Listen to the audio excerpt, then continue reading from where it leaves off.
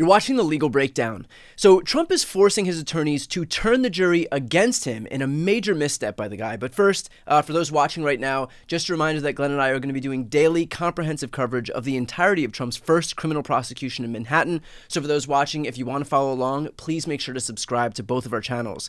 Okay, Glenn, talk about what Trump is doing that is screwing himself over with the jury. You know, Trump is not only trying to micromanage his own lawyers, he is depriving them of putting on his best defense. Donald Trump, in a word, is screwing himself. There was a great headline just that popped up in the New York Times, and it reads, "Trump, venting about his lawyer in his criminal trial, seeks more aggression." Why is this important? Because ordinarily, defense attorneys are the ones who get to make the tactical choices about how to defend a case, what witnesses to call, more importantly, what witnesses to decline to call, how to cross-examine the prosecution witnesses.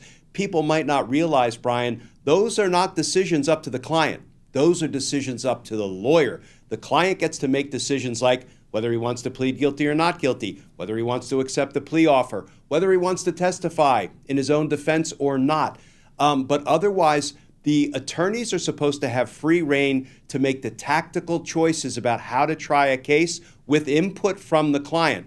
But Donald Trump, behind the scenes, there's some great reporting by the New York Times, has been sort of endlessly complaining about how his lead lawyer, Todd Blanche, is not following his instructions and is not being aggressive with the witnesses, and Donald Trump is reportedly furious. And there is one way in particular that I can see this is really going to come back to haunt Donald Trump. Donald Trump has never admitted that he had any relationship or any sexual encounter with Stormy Daniels or with Karen McDougal. Brian, I don't know about you, but when I watched the Anderson Cooper interview of Karen McDougal, she was pretty darn compelling, credible, convincing. She, was pouring her heart out about how she was in a 10-month relationship with Donald Trump. She talked about where they traveled and how they exchanged gifts. She talked about how she was in love with him and he said he was in love with her. Donald Trump, it looks like, is instructing his lawyers to go hard after her, call her a liar, and what that will end up doing is really alienating Donald Trump and his legal team in the eyes of the jury. Because, I think the prevailing wisdom is he had a relationship with Karen McDougal. He had an encounter with Stormy Daniels.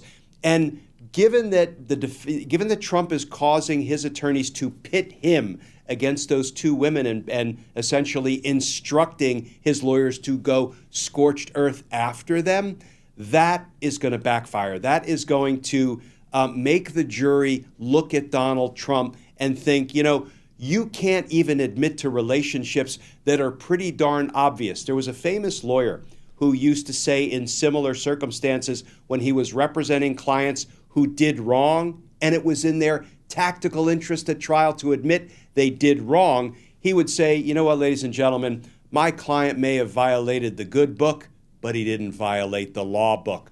But Donald Trump is refusing to let his attorneys concede anything. That is a tactical blunder.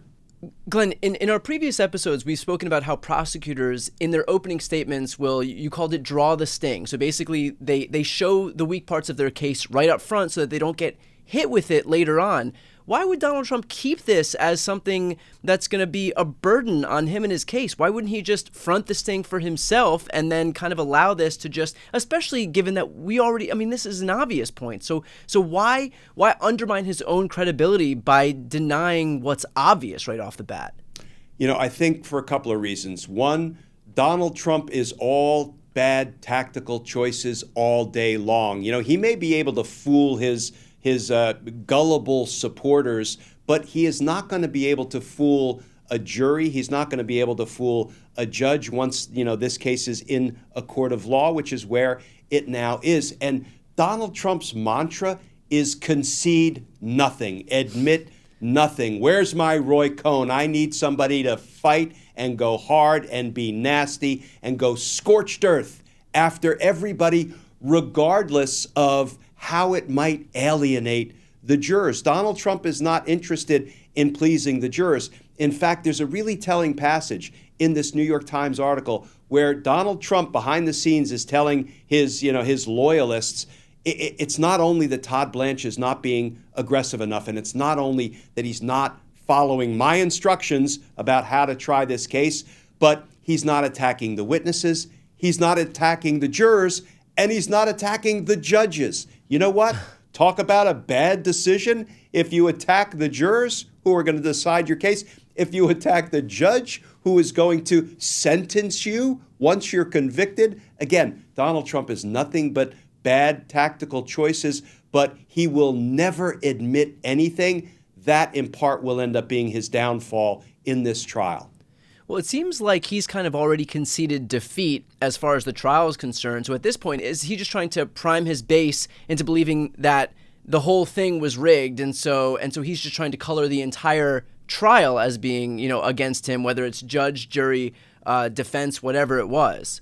Yeah, I think that's a great point, because just as he has never admitted he had relationships with these women, I think he must, I don't want to look inside Donald Trump's mind, but I think if he were to now say, okay, it's in my tactical interest to admit these relationships, because remember, these relationships have nothing to do with whether business records were falsified. Right. These women have nothing to do with the falsification of business records. So Donald Trump could easily say, okay, I did have a relationship with them, but I'm not guilty of the charged crimes.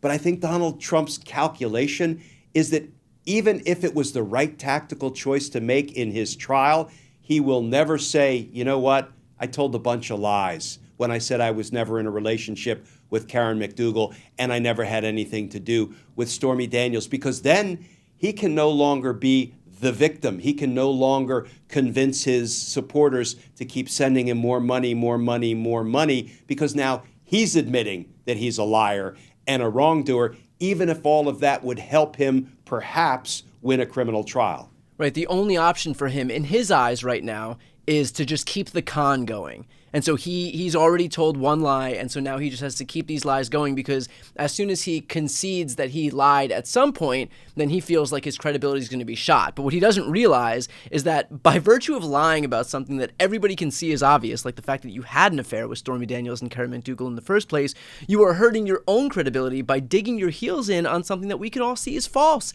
You're basically saying the sky, the sky isn't blue. The sky isn't blue, and everybody, all you have to do is look up to see that it is, but he's just, convincing himself that it's not, and hoping that by virtue of sheer repetition or power of manifestation that he's going to convince these people of something that they can see is not real. All he has left is his ever-dwindling base and the money they are willing to send him. Right. And if he gives up the con and he loses them, he's got nothing left. So maybe this is the only play that Donald Trump thinks he still has. Glenn, is there a world in which Todd Blanche can defy Trump, or is he going to have to basically just try this case poorly on purpose because he's at the mercy of his client? Yeah, I think it exposes the weakness of the lawyers that Donald Trump chooses and the lawyers who are willing to represent him. What Todd Blanche should do is say, Mr. Former President, Mr. Defendant, I make the tactical decisions. I am going to defend you so that you have a fighting chance at perhaps winning an acquittal or a hung jury. But Todd Blanche is not up to that task. It looks like he is kowtowing to, a really difficult client to manage, and he is not trying a smart, savvy tactical case. That is, I think, an abdication of the responsibility a defense attorney has to zealously represent his client. It's not to appease the client. If the client wants you to take a position that you know will undermine and undercut your client's chances of winning, you stand up to your client, you represent him zealously, you do the right thing, and you let the chips fall. Glenn, once you lose the jury, how hard is it to get them back? There's no getting a jury back once you lose them. Once the defense attorneys start attacking Karen McDougal and Stormy Daniels, when I think people will be able to assess that they're telling the truth, not only because I think they're going to come across as credible witnesses sort of in and of themselves, but we've already heard some of the corroboration. We've heard about how Stormy Daniels and Karen McDougal's phone numbers were virtually in Donald Trump's Rolodex at work, and yet he had no relationship with those women.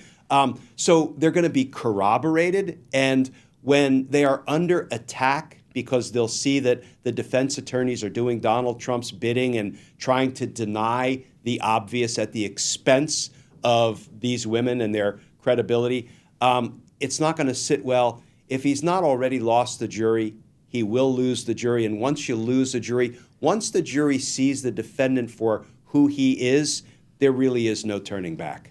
Yeah, but I gotta ask, do the same rules apply here? Because Donald Trump was just found liable for sexual assault and defamation. Everybody knows that he's gross, so isn't that baked into the cake with him? Like, can you lose a jury for being disgusting if the baseline is already that you're disgusting? Maybe the jurors, don't know enough about Donald Trump to reach the conclusions that most people who have followed the news and followed what Donald Trump has said and done over the years, they have already reached the conclusion that, if his lips are moving, for example, he's lying.